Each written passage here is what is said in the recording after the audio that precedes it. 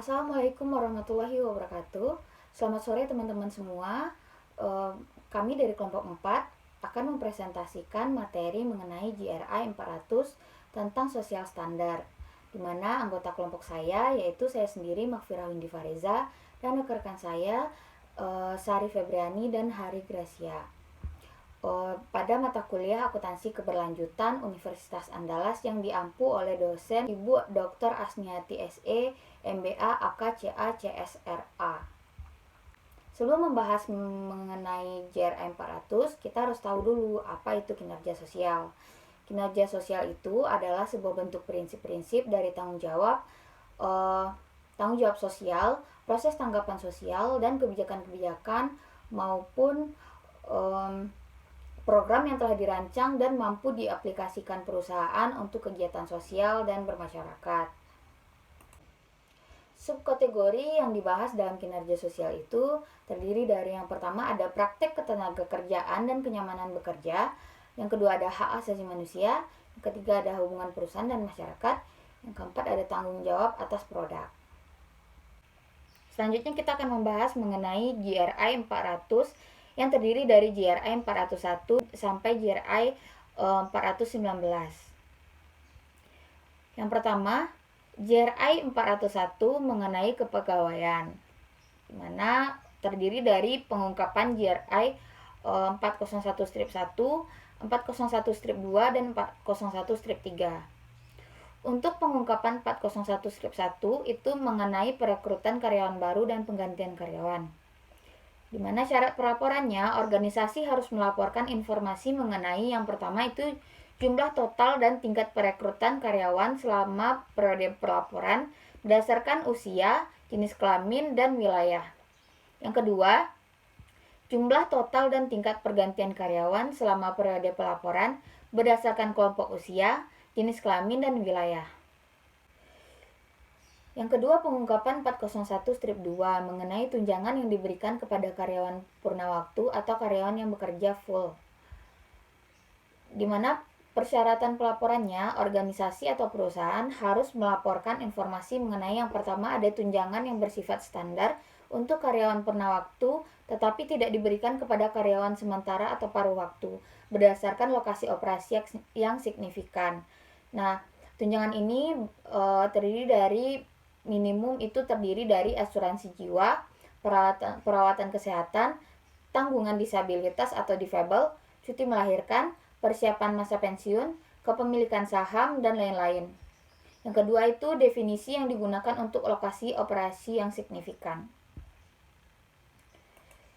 Yang ketiga ada pengungkapan 401-3 mengenai cuti melahirkan, di mana persyaratan pelaporannya organisasi atau perusahaan harus melaporkan informasi mengenai yang pertama itu total jumlah karyawan yang berhak mendapatkan cuti melahirkan berdasarkan jenis kelamin. Yang kedua, total jumlah karyawan yang mengambil cuti melahirkan berdasarkan jenis kelamin. Yang ketiga, total jumlah karyawan yang kembali bekerja pada periode pelaporan setelah cuti melahirkan berakhir berdasarkan jenis kelamin. Yang keempat, ada total jumlah karyawan yang kembali bekerja setelah cuti melahirkan berakhir yang masih dipekerjakan 12 bulan setelah kembali bekerja berdasarkan jenis kelamin. Dan yang kelima, ada tingkat karyawan yang mengambil cuti melahirkan yang kembali bekerja dan dapat dipertahankan berdasarkan jenis kelamin. Untuk contoh implementasinya, berhubung contoh PT yang saya ambil yaitu PT Kalbeit, saya tidak menemukan implementasi GRI 400 ini. Maka saya mengambil contoh dari PT Pupuk Indonesia pada laporan keberlanjutan tahun 2019. Nah, untuk pelaporan GRI 401-1, selama tahun pelaporan, Pupuk Indonesia Group merekrut total 283 orang, naik dibandingkan tahun sebelumnya yang mencapai 98 orang. Rincian rekrutmen tahun 2019 berdasarkan jenis kelompok usia, jenis kelamin, dan wilayah pendapatan kerja yang disajikan dalam tabel yang dapat dilihat dalam slide. Selain pertambahan karena rekrutmen karyawan baru, jumlah karyawan Pupuk Indonesia juga berkurang dengan adanya karyawan meninggalkan perusahaan atau turnover dengan berbagai alasan yang dibenarkan oleh undang-undang. Pada implementasi JRI 401-2, PT Pupuk Indonesia juga memberikan tunjangan berdasarkan status pekerja dalam bentuk gaji pokok, tunjangan jabatan, tunjangan sarana kerja, tunjangan hari raya, program kesehatan, tunjangan cuti besar, dan tunjangan pendidikan. Untuk pengungkapan 401-3 dikutip dari laporan keberlanjutan PT Pupuk Indonesia tahun 2019, selama tahun 2019 jumlah karyawan perempuan yang berhak cuti melahirkan dan mengambil hak tersebut tercatat sebanyak 8 orang. Dari jumlah itu sebanyak 8 orang atau 100% telah kembali bekerja dan masih bekerja hingga 12 bulan setelah masa cutinya habis. Sementara itu, karyawan pria yang berhak cuti untuk mendampingi istrinya melahirkan dan mengambil hak cuti tersebut tercatat sebanyak 9 orang.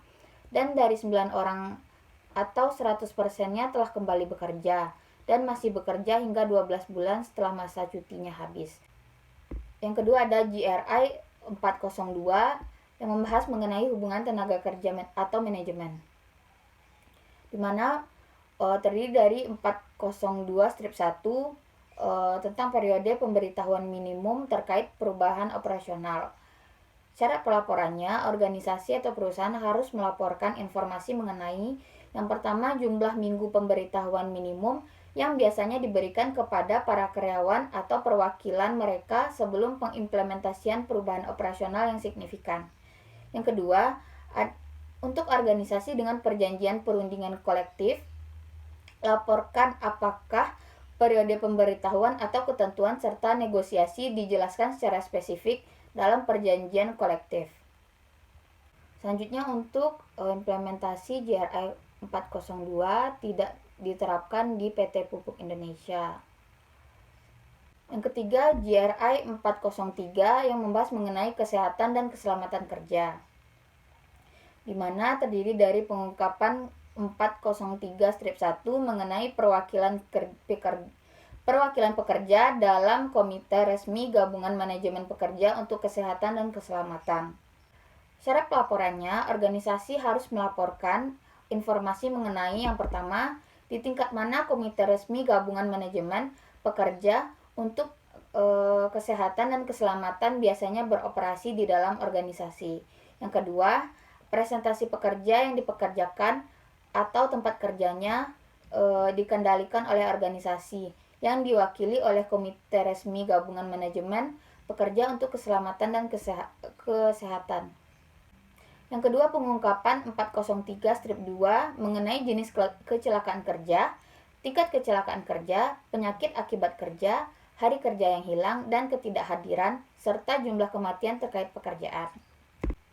Persyaratan pelaporan, di mana organisasi atau perusahaan harus melaporkan informasi mengenai yang pertama, jenis kecelakaan kerja, tingkat kecelakaan kerja atau TKK, tingkat penyakit akibat kerja atau TPAK, tingkat hari kerja yang hilang atau THKH, tingkat ketidakhadiran atau TK, dan kematian terkait pekerjaan untuk seluruh karyawan dan perinciannya berdasarkan yang pertama ada wilayah dan yang kedua jenis kelamin.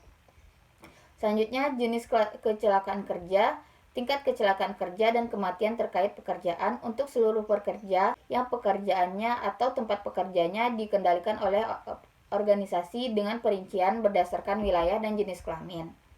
Yang terakhir adalah sistem peraturan yang berlaku dalam mencatat dan melaporkan statistik kecelakaan.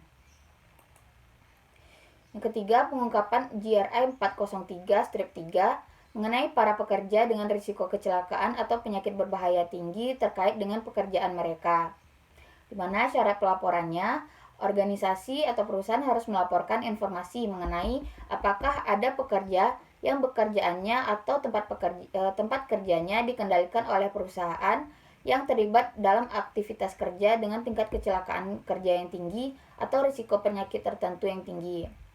Yang keempat, pengungkapan 403-4 tentang topik kesehatan dan keselamatan yang tercakup dalam perjanjian resmi dengan serikat buruh, di mana syarat pelaporannya, perusahaan pelapor harus melaporkan informasi mengenai yang pertama, Apakah perjanjian resmi, baik itu lokal maupun global, dengan serikat buruh mencakup kesehatan dan keselamatan?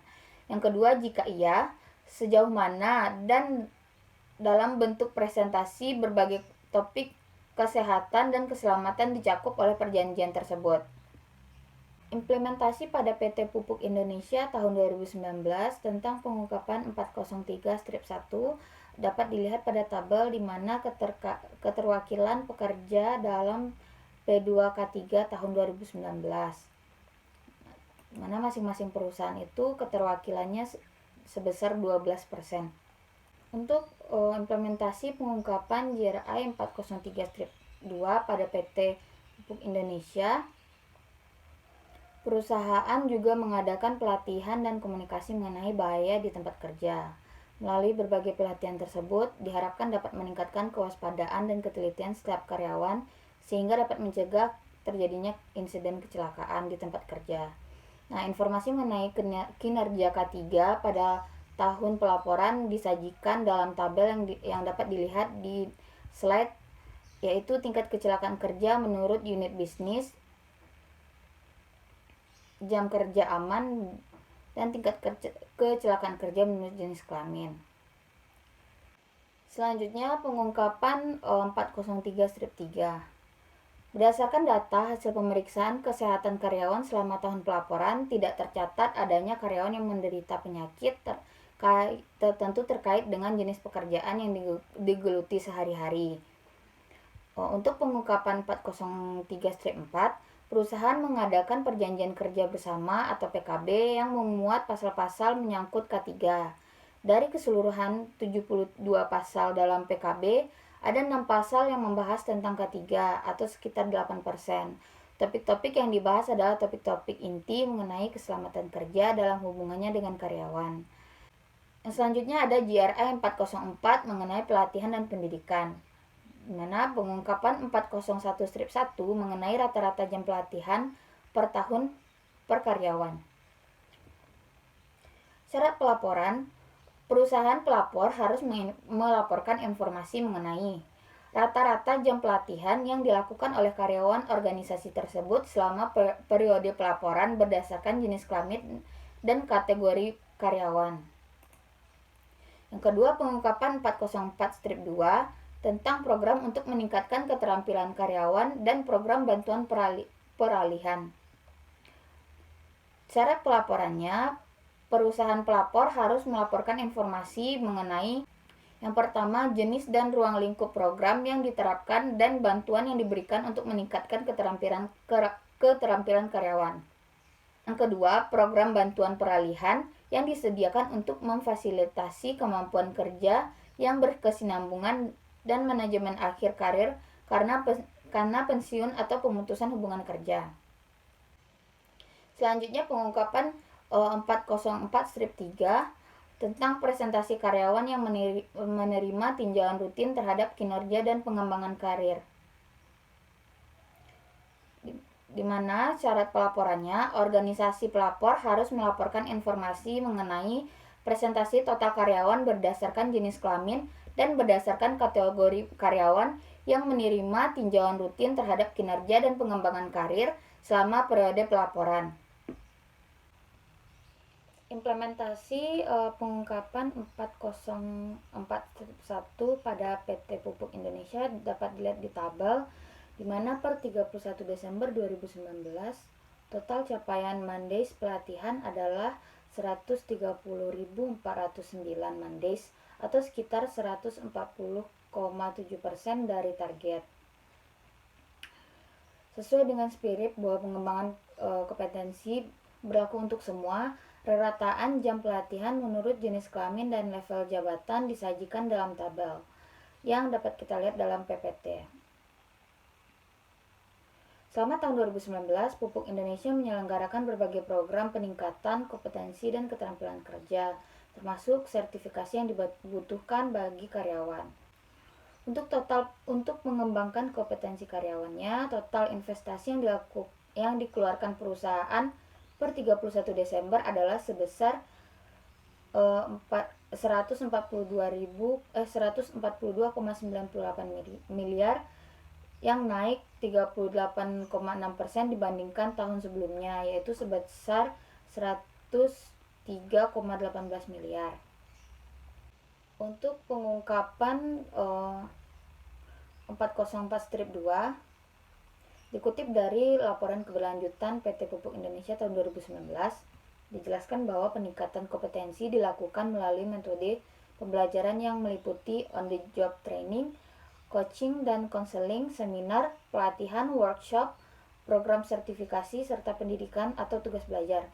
Program-program yang dilakukan perusahaan terbuka untuk diikuti oleh semua karyawan tanpa terkecuali.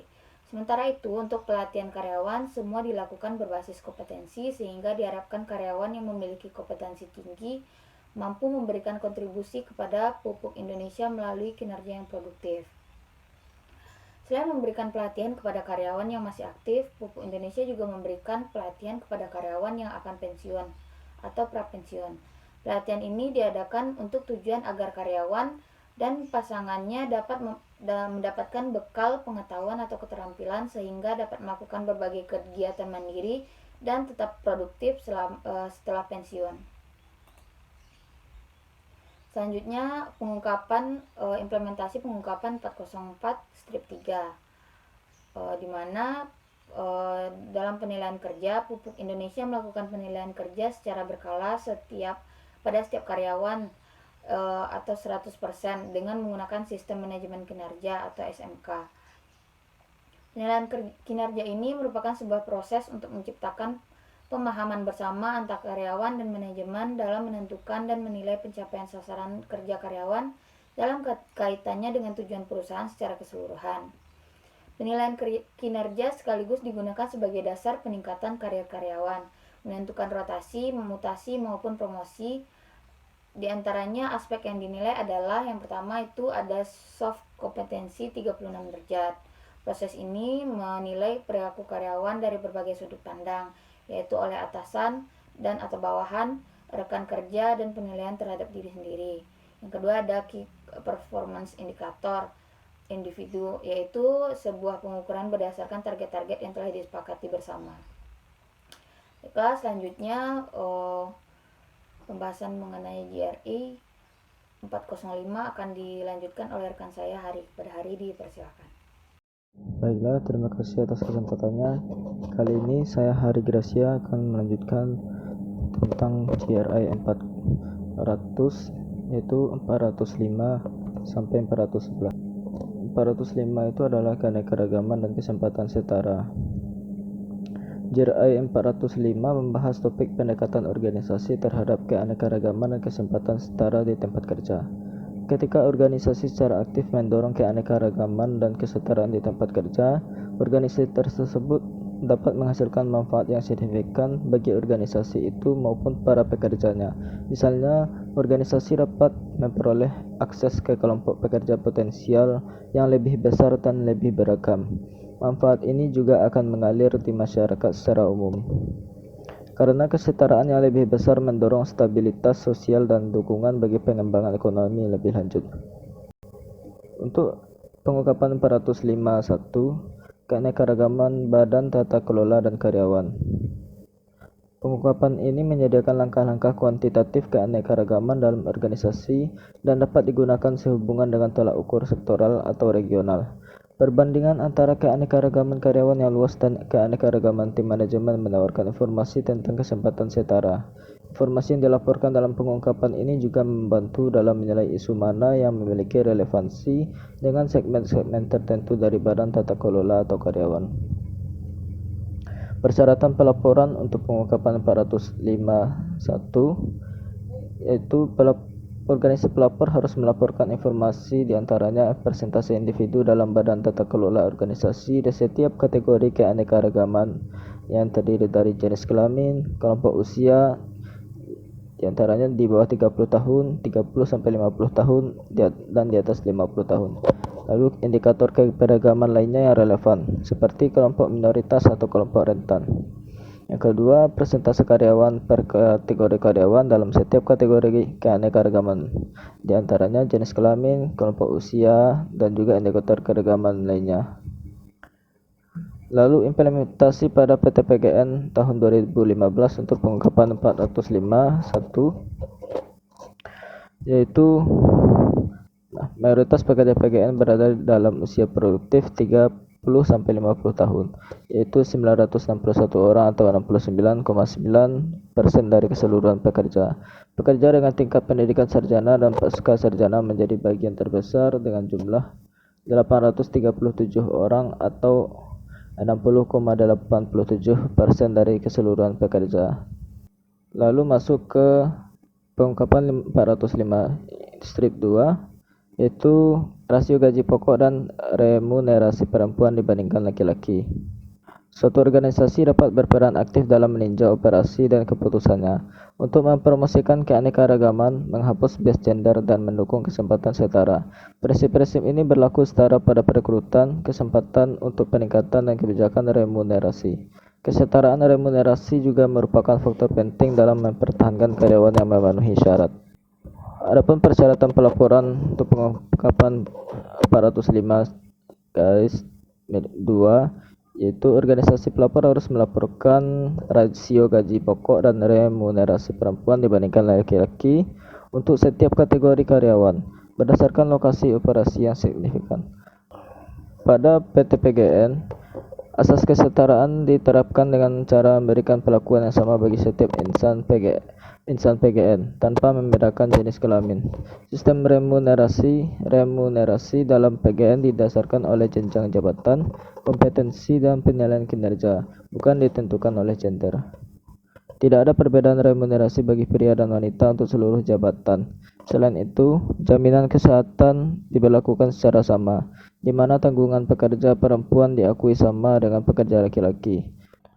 Selanjutnya itu JRI 406 dan 407 dan juga JRI 408. Kita masuki ke JRI 406 terlebih dahulu, yaitu membahas topik mengenai non-diskriminasi.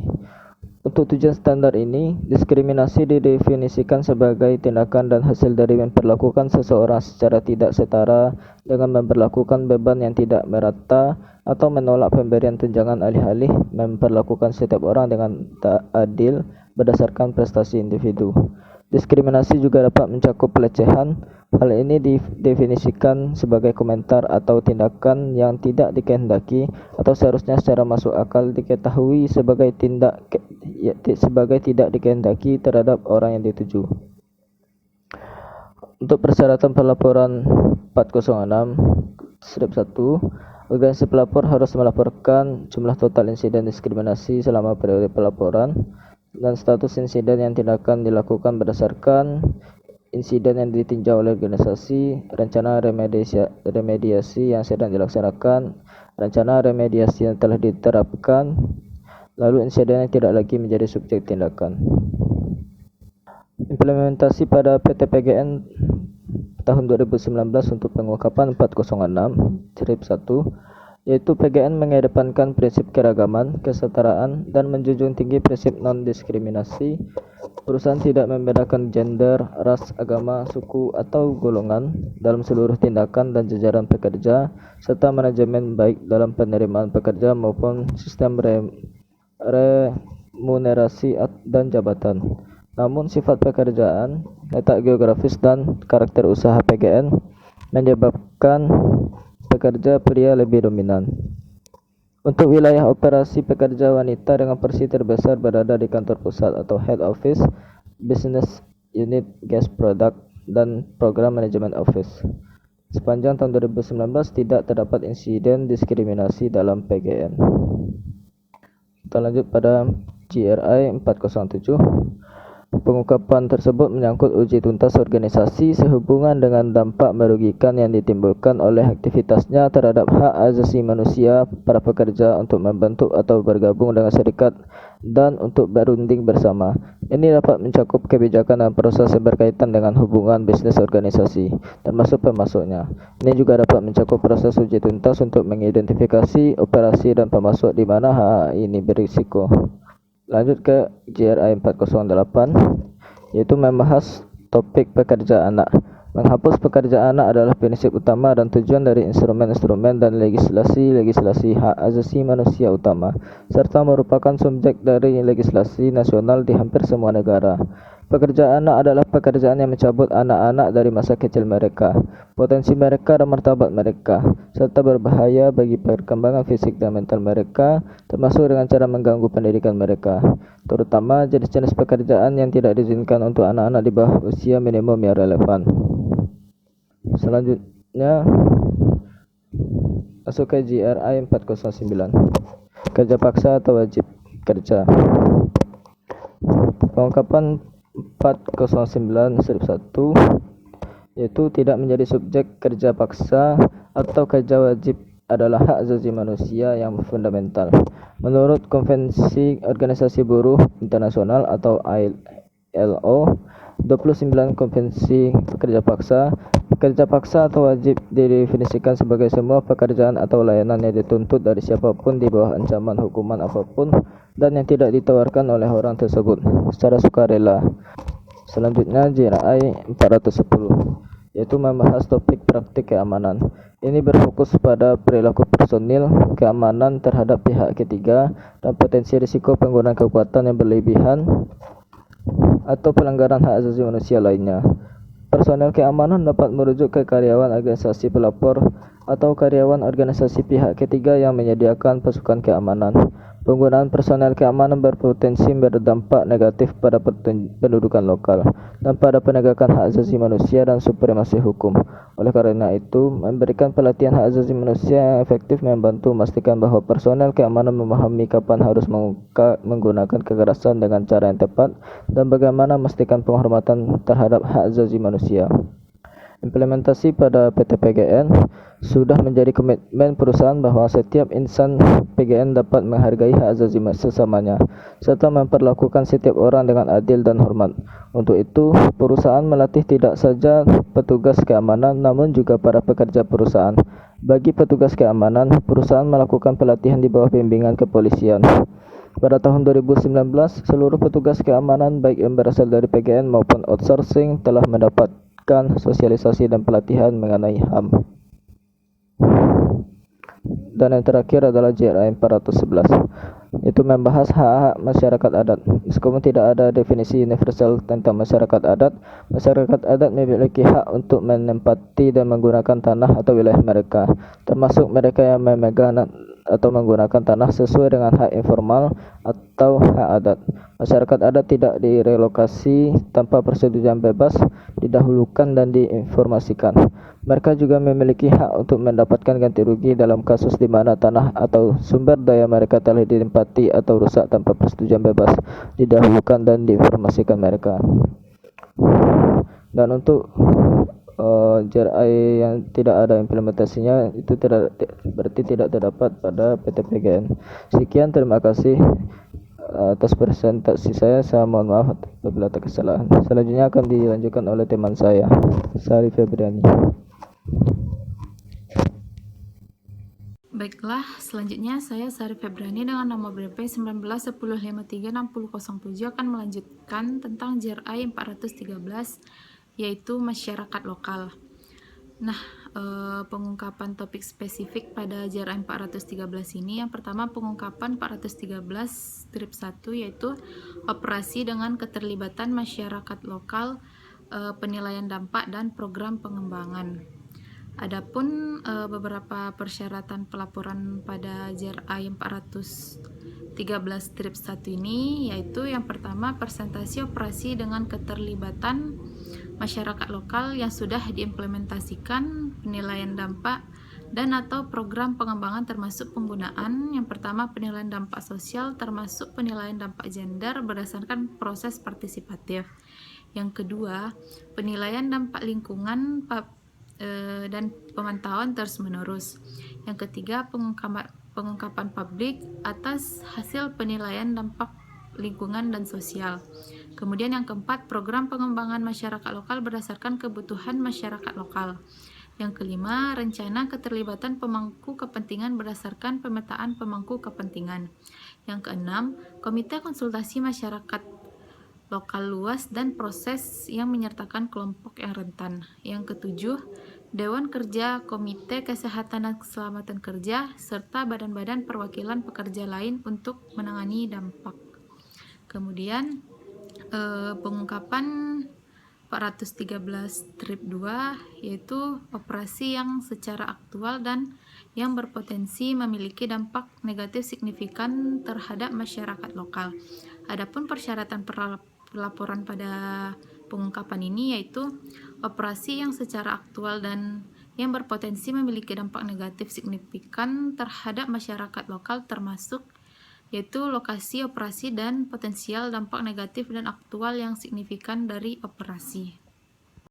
Nah, untuk implikasi JRI 413 strip 1, saya mengambil laporan pada perusahaan pada LNG pada tahun 2019. Nah, di sini terdapat pemberdayaan masyarakat. Nah, implikasi pada JRI 413 strip 1 ini dapat kita lihat bahwa perhatian PT Badak NGL terhadap kondisi lingkungan dan kehidupan masyarakat di sekitar lokasi operasinya diwujudkan dalam berbagai kegiatan, yang mana termasuk ke dalam tanggung jawab sosial suatu perusahaan itu. Nah, untuk seluruh kegiatan pada perusahaan ini pada dasarnya diajukan untuk meningkatkan kesejahteraan sekaligus kemandirian masyarakat setempat, khususnya pada bidang ekonomi. Kemudian untuk implikasi pengungkapan JRI 413 strip 2 dengan perusahaan yang sama, di sini dapat kita lihat bahwa resiko sosial dan mitigasinya. Nah, hasil quantitative risk assessment yang melibatkan konsultan eksternal menunjukkan sejumlah potensi resiko seperti tumpahan LNG dan kebocoran gas dalam proses pemuatan produk ke kapal pengangkutan. Pada PT Badak NGL ini telah melakukan tindakan preventif dan mempersiapkan tindakan mitigasi sebagaimana semestinya diperlukan apabila terjadi kebocoran gas ataupun kebakaran dan ledakan di kilang perusahaannya tersebut.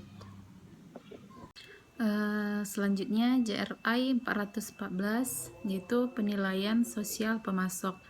Pengungkapan topik spesifiknya yang pertama pada pengungkapan 414 strip 1 yaitu seleksi pemasok baru dengan menggunakan kriteria sosial, yang mana persyaratan pelaporannya yaitu presentasi pemasok baru yang diseleksi dengan menggunakan kriteria sosial. Kemudian pengungkapan 414 strip 2 yaitu dampak sosial negatif dalam rantai pasokan dan tindakan yang telah diambil, yang mana persyaratan pelaporannya yang pertama jumlah pemasok yang dinilai untuk dampak sosial, yang kedua jumlah pemasok yang diidentifikasi memiliki dampak sosial negatif aktual dan potensial yang signifikan, yang ketiga dampak sosial negatif aktual dan potensial signifikan yang diidentifikasi dalam rantai pasokan, yang keempat presentasi pemasok yang diidentifikasi sebagai memiliki dampak sosial negatif aktual dan potensial signifikan dan yang menyepakati dilakukannya perbaikan sebagai hasil dari penilaian. Kemudian yang kelima, presentasi pemasok yang diidentifikasi sebagai memiliki dampak sosial negatif aktual dan potensial signifikan dan hubungan kerja dengan mereka diakhiri sebagai hasil dari penilaian serta penyebabnya. Nah, untuk contoh implikasi pada pengungkapan 414 strip 1 dan 414 strip 2, di sini saya mengambil pada perusahaan sarana multi infrastruktur. Di sini pengungkapan JRI 414 strip 1 dan 414 strip 2 ini dapat kita lihat yaitu dampak sosial rantai pasokan. Di sini pada tahun berjalan Perseroan tidak menerima laporan tentang pemasok yang memberikan dampak negatif terhadap lingkungan, masyarakat, hak asasi manusia, kebebasan berserikat, serta melakukan pelanggaran terhadap aturan ketenagakerjaan. Selanjutnya JRI 415 tentang kebijakan publik.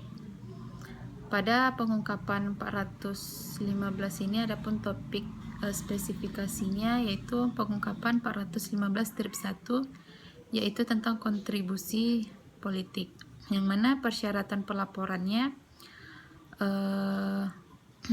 total nilai moneter kontribusi politik baik secara finansial maupun dalam bentuk benda atau barang diberikan langsung dan tidak langsung oleh organisasi berdasarkan negara dan penerima manfaat. Yang kedua, jika berlaku, bagaimana nilai moneter kontribusi berupa benda atau barang diperkirakan. Nah, untuk contoh implikasinya di sini saya mengambil perusahaan Badak NGL. Nah, di sini dapat kita lihat bahwa pengungkapan implikasi pada JRI 415-1 ini PT Badak NGL ini terus menjaga netralitas politiknya dengan menghindari keterlibatan dalam kegiatan apapun yang bernuansa politik praktis, dan hal ini juga diatur dalam Code of Conduct, yang mana PT Badak NGL ini tidak mempunyai afiliasi dengan partai politik manapun. Nah, pada tahun 2019 sebagaimana pada tahun sebelumnya. Nah, untuk contoh implementasi JRI 416 ini saya mengambil contoh dari perusahaan PT Jasa Marga tahun 2019. Adapun pengungkapan 416-1 dan 416-2 pada perusahaan ini yaitu di sini dapat kita lihat bahwa layanan informasi publik yaitu 4,48%, kemudian penggunaan tempat istirahat atau tempat pelayanan yaitu sekitar 4,86%, kemudian layanan transaksi, layanan lalu lintas, dan layanan konstruksi yaitu sekitar 4,69%. Nah, pemantauan terhadap pencapaian standar pelayanan minimum atau SPM ditetapkan untuk pengelola jalan tol. Perseroan ini telah berhasil. Nah, untuk contoh implementasi JRI 416 ini saya mengambil contoh dari perusahaan PT Jasa Marga tahun 2019. Adapun pengungkapan 416-1 dan 416-2 pada perusahaan ini yaitu di sini dapat kita lihat bahwa layanan informasi publik yaitu 4,48%, kemudian penggunaan tempat istirahat atau tempat pelayanan yaitu sekitar 4,86%, kemudian layanan transaksi, layanan lalu lintas, dan layanan konstruksi yaitu sekitar 4,69%. Nah, pemantauan terhadap pencapaian standar pelayanan minimum atau SPM ditetapkan untuk pengelola jalan tol. Perseroan ini telah berhasil memenuhi seluruh kriteria yang disyaratkan, termasuk kriteria kesehatan dan keselamatan. Kemudian selanjutnya JRI 417 yaitu tentang pemasaran dan pelabelan. Adapun topik spesifik pada JRI ini yaitu yang pertama pengungkapan JRI 417-1 yaitu persyaratan untuk pelabelan dan informasi produk dan jasa.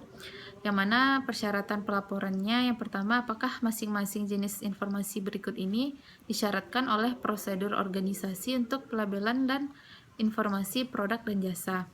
Yang pertama, sumber komponen produk atau jasa. Yang kedua, isi, khususnya yang berhubungan dengan zat yang mungkin menghasilkan dampak lingkungan dan sosial. Yang ketiga, penggunaan produk atau jasa dengan aman. Yang keempat, pembuangan produk dan dampak lingkungan atau sosial. Kemudian syarat yang kedua yaitu presentasi kategori produk atau jasa yang signifikan yang dicakup dan dinilai kepatuhannya terhadap prosedur tersebut.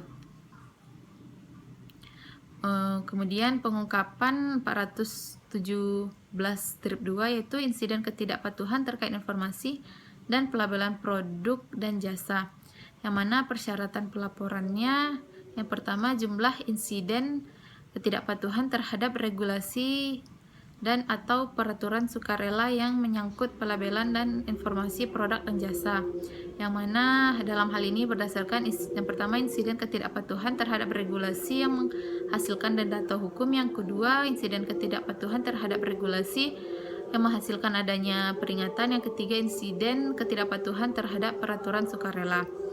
Untuk persyaratan yang kedua yaitu jika organisasi tidak mengidentifikasi ketidakpatuhan apapun terhadap regulasi dan atau peraturan sukarela, pernyataan ringkas ini tentang fakta ini sudah cukup. Kemudian pengungkapan 417-3 yaitu tentang insiden ketidakpatuhan terkait komunikasi dan pemasaran. Adapun persyaratan pelaporannya sama dengan persyaratan pelaporan pada pengungkapan 417-2. Kemudian untuk implikasi pengungkapan JRA 417-1 dan JRA 417-2, di sini dapat kita lihat pada PT Badak NGL pada tahun 2019. Di sini dikatakan bahwa produk LNG merupakan bahan yang mudah terbakar. Oleh karena itu, setiap tahapan produksi hingga pemuatan harus melalui pengujian serta evaluasi agar proses-proses produksi LNG ini memiliki tingkat keamanan yang tinggi. Nah, evaluasi ini dianalisis secara komprehensif sebelum proses pemuatan ke kapal atau isotank agar produk LNG yang dihasilkan sesuai dengan spesifikasi yang dibutuhkan oleh si pembeli. Nah, hasilnya didokumentasikan ke dalam Certificate of Analysis yang disertakan pada produk tersebut. Nah, perusahaan ini juga memberikan safety data sheet kepada pembeli sebagai bentuk tanggung jawab produk terhadap keselamatan pembeli. Ini merupakan pengungkapan JRA 417-1. Kemudian untuk pengungkapan JRA 417-2 di sini dikatakan bahwa pada tahun 2019 PT Badak NGL ini tidak menerima laporan keluhan terkait dengan ketidaksesuaian spesifikasi produk LNG yang ditentukan oleh kebutuhan pembeli dan tidak diatur oleh perundang-undangan. Nah, pada perusahaan ini senantiasa menyampaikan informasi mengenai karakteristik suatu produknya, yang mana termasuk ke dalam komponen utama dalam produk dan dampaknya terhadap lingkungan serta cara penanganan produk yang benar, sehat, dan aman. Pada tahun 2019, perusahaan ini juga tidak menanggung denda akibat dan ketidakpatuhan terhadap peraturan dan perundang-undangan tentang penyediaan dan penggunaan produk dan jasa tersebut. Nah, kemudian untuk implikasi pada pengungkapan JRA 417-3 ini, di sini saya menggunakan laporan pada PT Sarana Multi Infrastruktur pada tahun 2019. Di sini dikatakan bahwa pemasaran dan promosi perseroan ini bertanggung jawab terhadap kegiatan pemasaran dan promosi dengan mengkoordinasikan berbagai upaya untuk menjamin kualitas produk agar sesuai dengan yang diinginkan pelanggan, sesuai juga dengan ketentuan dalam kontrak kerja dan sesuai dengan spesifikasi produk yang dicantumkan pada brosur marketing maupun bahan presentasi pemasarannya. Dan materi selanjutnya yaitu JRA 418 tentang privasi pelanggan. Adapun topik spesifik pada JRA ini yaitu pengungkapan 418-1 yang mana pengaduan yang berdasarkan mengenai pelanggaran terhadap privasi pelanggan dan hilangnya data pelanggan. Adapun persyaratan pelaporannya, yang pertama jumlah total pengaduan berdasar yang diterima mengenai pelanggaran terhadap privasi pelanggan yang dikategorikan berdasarkan pengaduan yang diterima dari pihak luar dan diperkuat oleh organisasi dan pengaduan dari badan regulatif. Syarat yang kedua, jumlah total kebocoran, pencurian atau kehilangan data pelanggan yang teridentifikasi. Dan yang ketiga, jika organisasi tidak mengidentifikasi pengaduan yang berdasarkan apapun itu, maka pernyataan ringkas tentang fakta ini sudah cukup. Kemudian untuk JRI 419 yaitu tentang kepatuhan sosial ekonomi. Adapun topik spesifik dalam JRI ini yaitu pengungkapan 419-1 tentang ketidakpatuhan terhadap undang-undang dan peraturan di bidang sosial dan ekonomi. Untuk persyaratan pelaporan dalam JRI ini yaitu yang pertama, denda yang signifikan dan sanksi non-moneter karena ketidakpatuhan terhadap undang-undang atau peraturan di bidang sosial dan ekonomi, yaitu berdasarkan hal nilai moneter total dari jendela yang signifikan, kemudian jumlah total sanksi non-moneter, kemudian kasus yang diajukan ke mekanisme penyelesaian sengketa. Dan persyaratan yang kedua itu, jika organisasi tidak mengidentifikasi ketidakpatuhan apapun terhadap undang-undang dan peraturan, maka pernyataan ringkas tentang fakta ini sudah cukup. Dan syarat yang ketiga, konteks timbulnya denda yang signifikan dan sanksi non-moneter. Kemudian untuk contoh implikasi pengungkapan 418-1 ini, sini terdapat laporan pada PT Sarana Multi Infrastruktur tahun 2019, yaitu menjaga kepuasan dan privasi pelanggan. Dalam PT ini kepuasan pelanggan memandang kepuasan pelanggan itu sebagai kunci dalam mengembangkan usahanya di masa yang akan datang. Oleh karena itu, perseroan ini menempatkan kepuasan pelanggan sebagai bentuk pelayanan yang fundamental. Untuk menjaga tingkat kepuasan pelanggannya, maka salah satu langkah yang dilakukan perseroan ini adalah menjaga kualitas produk layanannya. Kemudian faktor pendukung perusahaan pelanggan untuk masing-masing jenis responden juga berbeda-beda, tergantung bagaimana kebutuhan utama dari responden tersebut. Seperti misalnya pada responden ini terdapat 5 responden. Yang pertama klien, kemudian multilateral, kemudian debitur, kofinansier, dan Pemda. Untuk responden klien ini kebutuhannya yang pertama itu penguasaan dan ketatan terhadap regulasi yang berlaku. Kemudian yang kedua cepat tanggap dalam memberikan keputusan. Yang ketiga, kemampuan PT SM ini mendampingi klien dalam proses lelang KPBU-nya. Kemudian keputusan personil PT ini untuk pendampingannya. Kemudian yang terakhir adalah komunikatif. Untuk responden multilateral ini adapun kebutuhannya yang pertama penguasaan dan ketatan terhadap regulasi yang berlaku.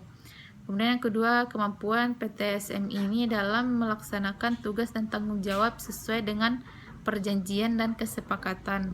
Kemudian yang ketiga, komunikatif. Yang keempat, koordinasi yang baik antar instansi atau dengan konsultan dan pemilik proyek. Yang kelima, kecukupan personil PT SMI untuk pendampingannya. Untuk responden yang ketiga yaitu debitur. Yang pertama itu komunikatif, informatif, dan ramah. Yang kedua, koordinasi yang baik antara instansi debitur dengan PT SM ini.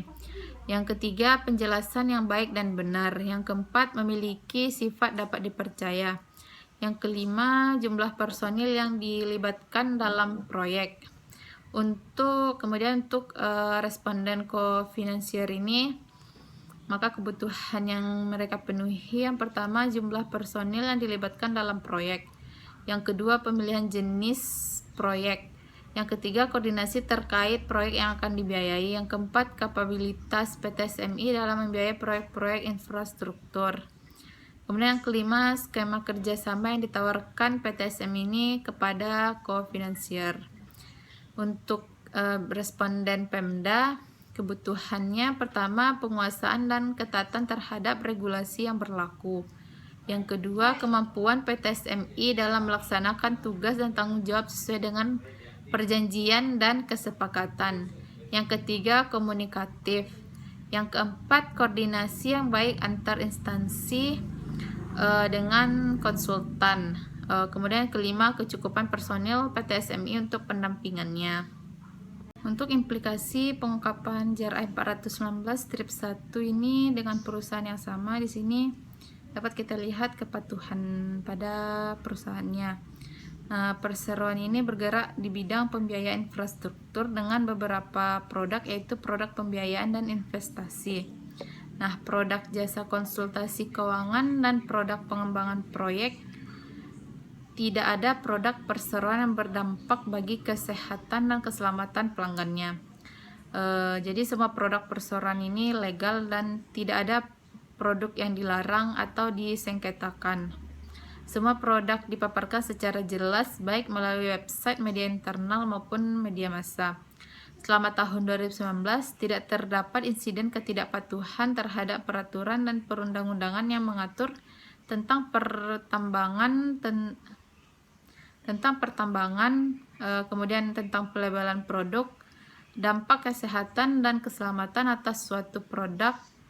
Juga tidak terdapat denda atas ketidakpatuhan yang berkaitan dengan penyediaan dan penggunaan produk yang dikeluarkan pada perseroan ini. Baiklah teman-teman semua, sekian hasil presentasi dari kelompok kami. Apabila ada kesalahan atau kekurangan dalam penyampaian materi kami, saya sebagai moderator ingin meminta maaf sebesar-besarnya.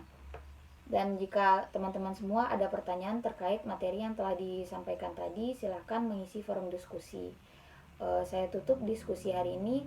Assalamualaikum warahmatullahi wabarakatuh.